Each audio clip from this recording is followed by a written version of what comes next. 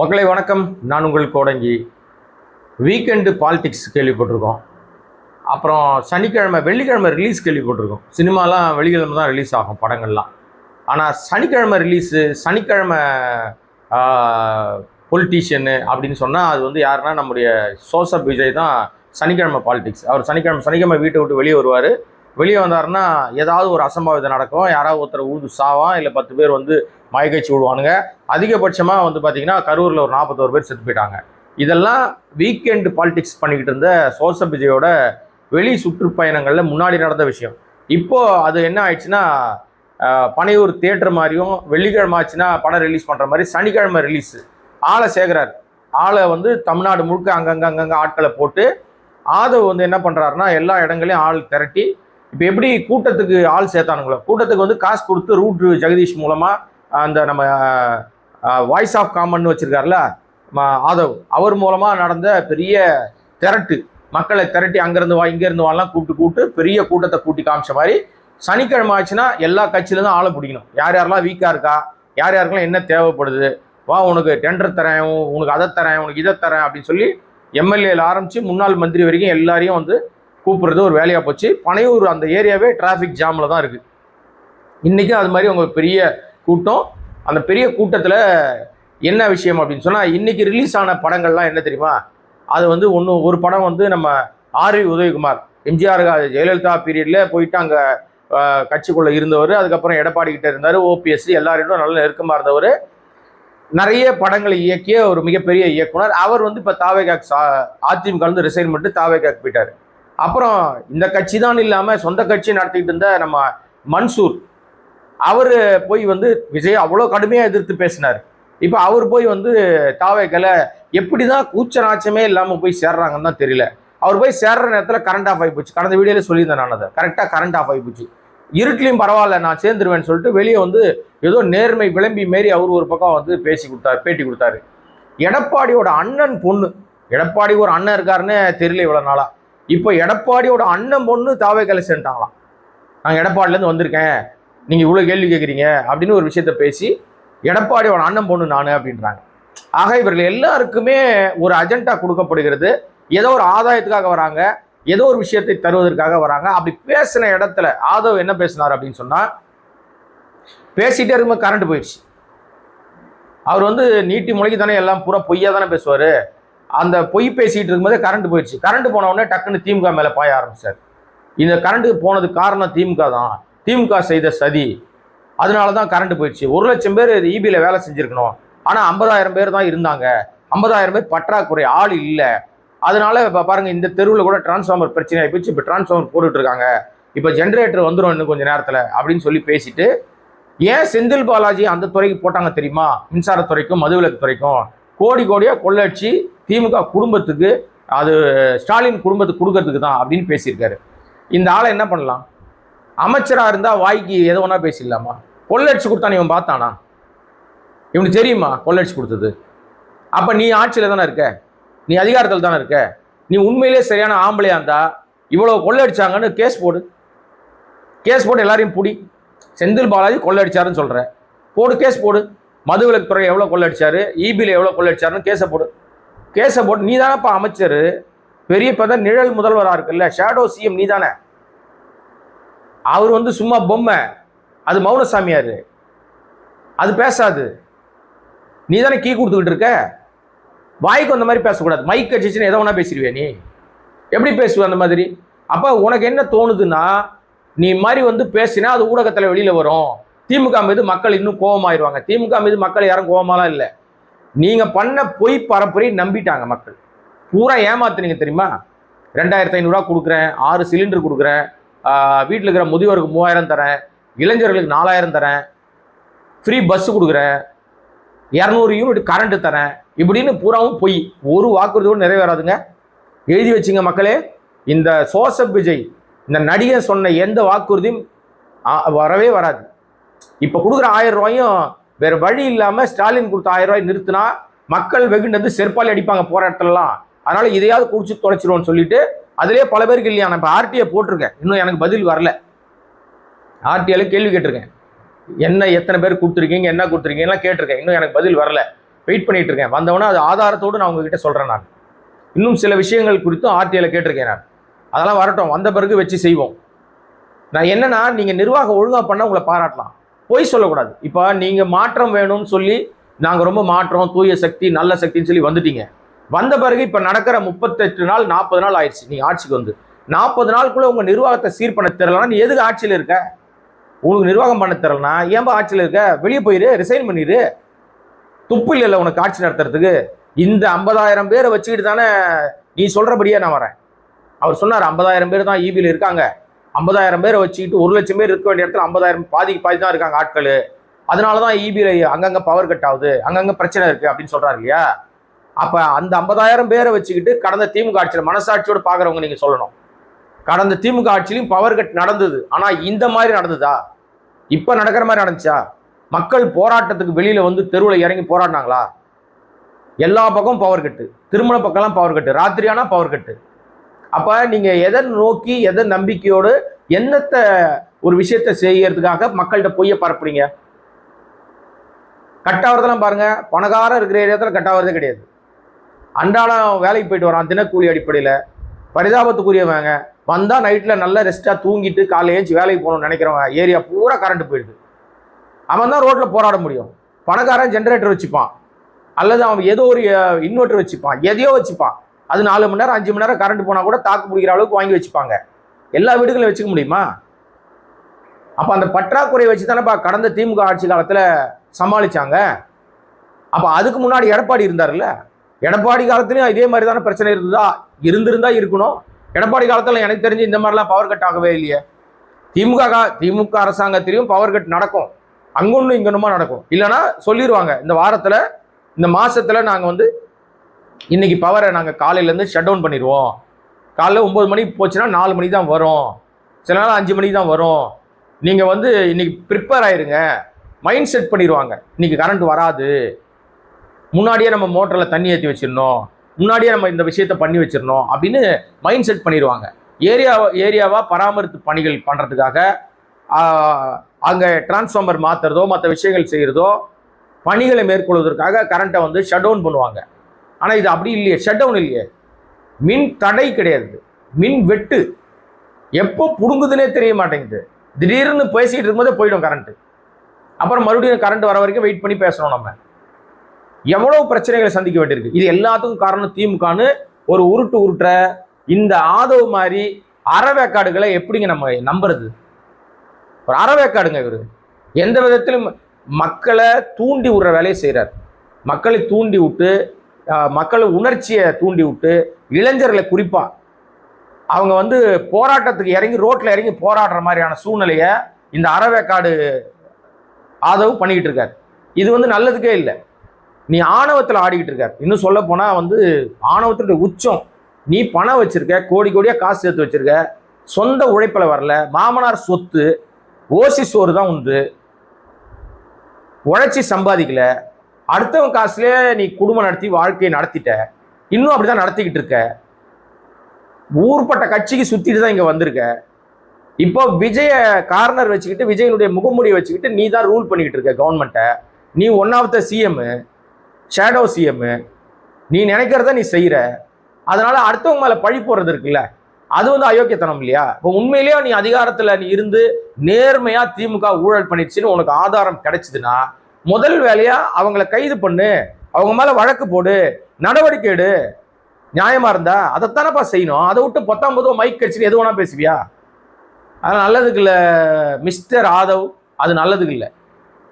இதெல்லாம் ஒரு மரியாதையான அந்த அமைச்சர் போஸ்ட்டுக்கு இருக்கிற ஆள் செய்கிற வேலை இல்லை, சில்வன்ட்டு செய்கிற வேலை இது. சில்லறத்தனமாக ஒருத்தன் செய்வான் பார்த்தியா, தூண்டி விடுற வேலை, அது செய்கிற வேலை இது. அது மட்டும் இல்லாமல் இவர் என்ன சொல்லியிருக்காரு அப்படின்னா, இந்த மாதிரியான விஷயத்தெல்லாம் இவங்க பண்ணும்போது அதில் எதுலலாம் ஊழல் பண்ணியிருக்காங்களாம் தெரியுமா?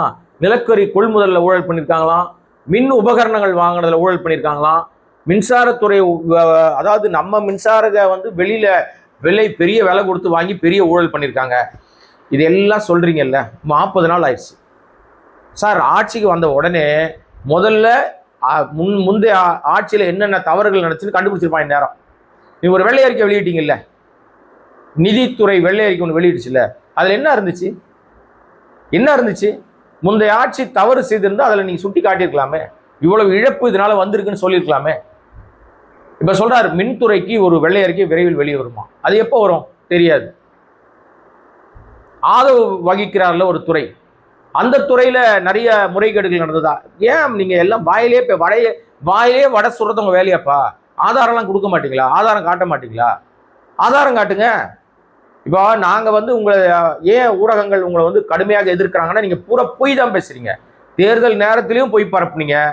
மக்கள்கிட்ட ஒரு பொய்யை பரப்பி, அப்போ உண்மை ஊர் சுத்தி வர்றதுக்குள்ள பொய் உலகம் சுத்தி ஏமாத்தி ஆட்சியை பிடிச்சிட்டீங்க. பிடிச்ச பிறகாவது மக்களுக்கு நல்லது பண்ணுவீங்கன்னு பார்த்தா எதுவுமே பண்ண மாட்டேங்கிறீங்களே. நான் எந்த விதத்திலும் நாங்க சொன்ன வாக்குறுதியை நிறைவேற்ற மாட்டோம்னு சொல்லிட்டீங்க. அது ஆளுநர் உரையிலே தெரிஞ்சிச்சு. உங்க லட்சணம், உங்களுடைய தாவேக ஆட்சியினுடைய ஒட்டுமொத்த லட்சணமும் அந்த உரையில நம்ம தெரிஞ்சுக்க முடியும். ஏன்னா நிதிநிலை எப்போது சீராகுமோ அப்போது கொடுத்த வாக்குறுதிகள் நிறைவேற்றுமோன்னு அதுல இருந்துச்சு. எவ்வளவு பேர் அதை கவனிச்சாங்கன்னு தெரியாது. அது என்ன தெரியுதுன்னா, பெண்களுக்கு 2000 ரூபாய் வராது.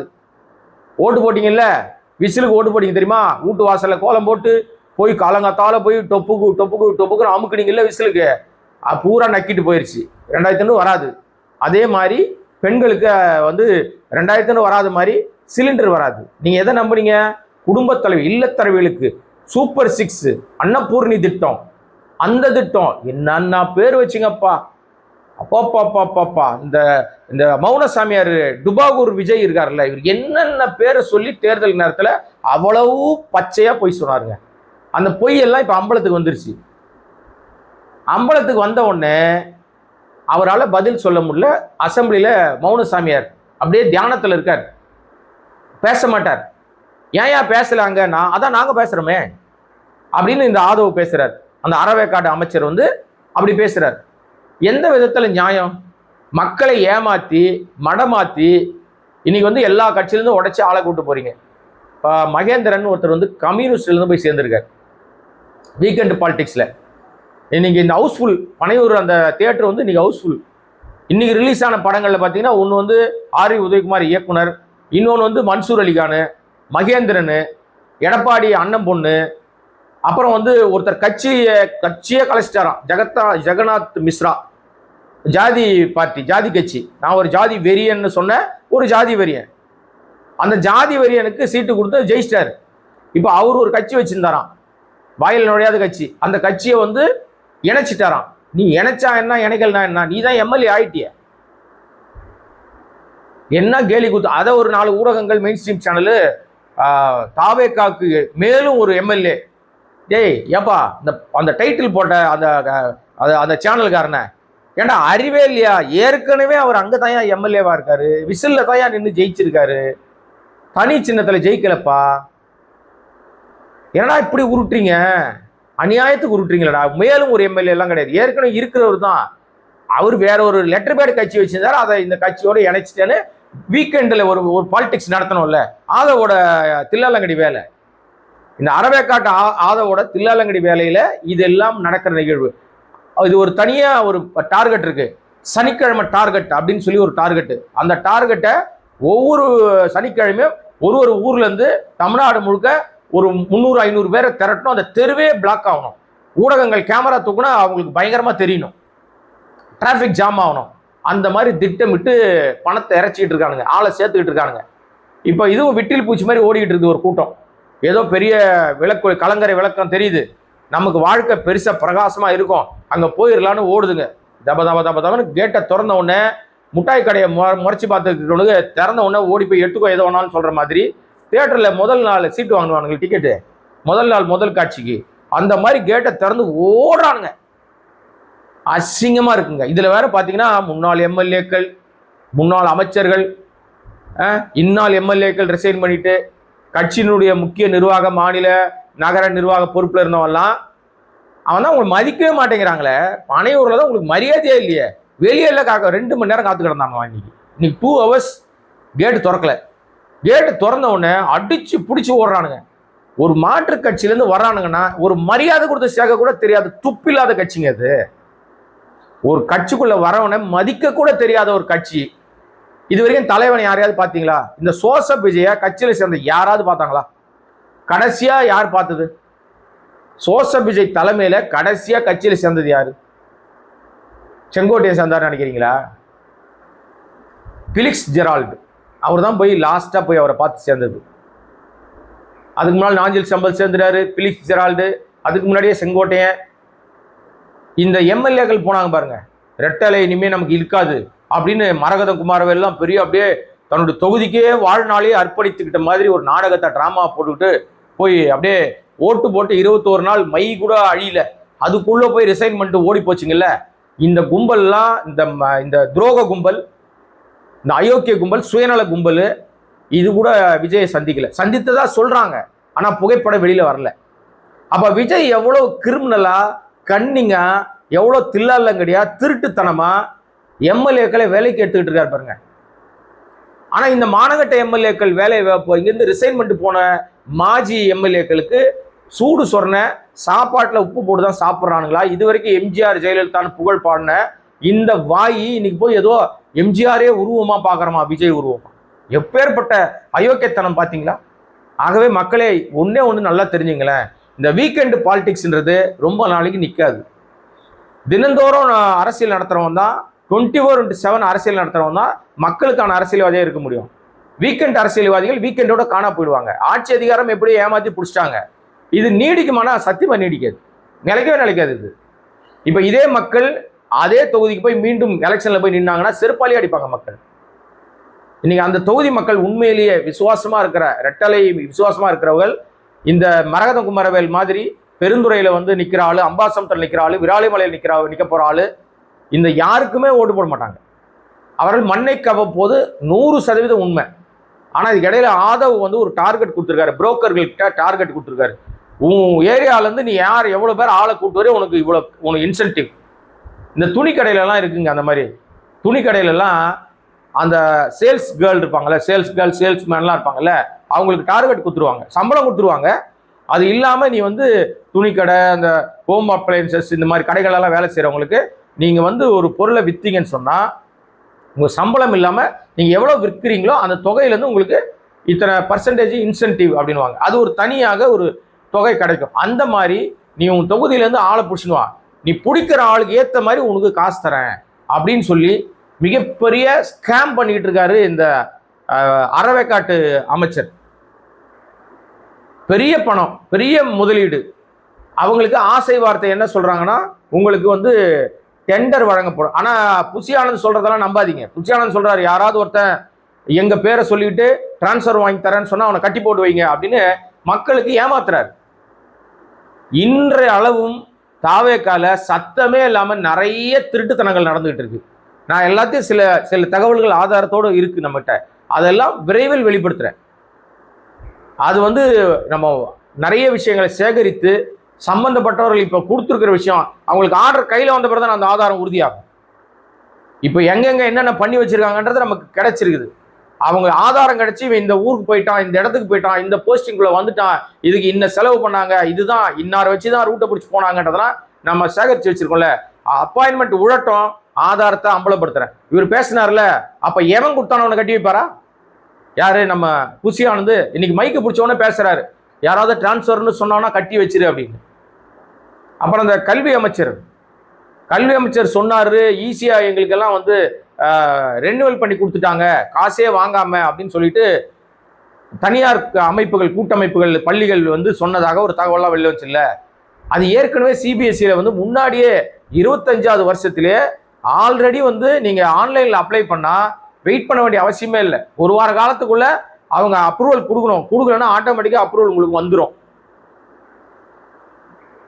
இது வந்து அயோக்கியத்தனம் தெரிப்பா. அவங்க உண்மையிலேயே அப்படி காசு கொடுத்துருந்தாங்கன்னா, நான் இன்னாருக்கு தான் கொடுத்தோன்னு சொல்றதுக்கு துப்பு இருக்கு அவர்களுக்கு? தைரியமா சொல்லுங்கப்பா. இப்பதான் ஆட்சி மாறி போச்சு இல்ல. இந்த மாவட்ட செயலாளர் கொடுத்தேன், இந்த நகர செயலாளர் கொடுத்தேன், அல்லது இந்த எம்எல்ஏ கொடுத்தேன், இவங்களுக்கு கொடுத்தேன், இந்த மந்திரி கிட்ட கொடுத்தேன், இந்த பிஏ கிட்ட கொடுத்தேன், சொல்லுங்க. அந்த தைரியம் இருக்கா உங்களுக்கு? தைரியம் கிடையாது. ஆக மொத்தம் இப்ப ஒரு ஆட்சி வந்துருச்சு, எது காட்சியை நம்ம திட்டினாதான், ஏற்கனவே இருந்த ஆட்சியை திட்டினாதான் நம்மளை மதிப்பாங்கன்னு இந்த தனியார் கூட்டமைப்புகள் சில பேர், இந்த சில்வண்டுகள் சிலது இருக்கு. இப்ப இவன் சொன்னவெல்லாம் ஃபீஸ் வந்து கம்மி பண்ணுவானா? சரி, காசு இல்லாம இப்ப வந்து அப்ரூவல் கிடைச்சிருச்சுப்பா உங்களுக்கு தனியார் பள்ளிகள்லாம், நீ ஃபீஸை குறைச்சிருவியா? திருடன் தானே நீ? ஃபீஸை எழுதி போடுறியா போர்டில்? வெளிப்படையாக மக்கள் பார்வைக்கு வைக்கிறியா? செய்ய மாட்டானுங்க. பூராவத்து கொள்ளடிப்பானுங்க, ஏழைங்கிட்ட கொள்ளடிப்பானுங்க, காசு இல்லாதவன சேர்க்க மாட்டானுங்க. அது என்ன தானுங்க, நீங்கள் வந்து பச்சையா தெரியும் போது அந்த பக்கம் ஓடுவாங்க.